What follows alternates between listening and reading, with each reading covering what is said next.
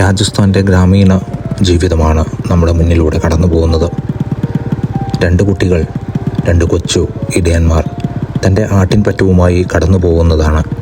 റോഡരികിലൂടെ അവർ കൊണ്ടുപോകുന്നത് നിങ്ങളൊന്ന് ശ്രദ്ധിച്ചു നോക്കുക.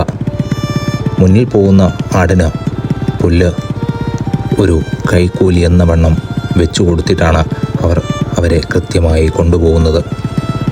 പല നിറങ്ങളിലുള്ള ആടുകളുമായി കടന്നു പോകുന്ന കൊച്ചു ബാലന്മാർ ക്യാമറ കണ്ടിട്ടായിരിക്കണം. അതിലൊരാൾ ഞങ്ങളോട് ഒന്ന് പുഞ്ചിരിച്ചു.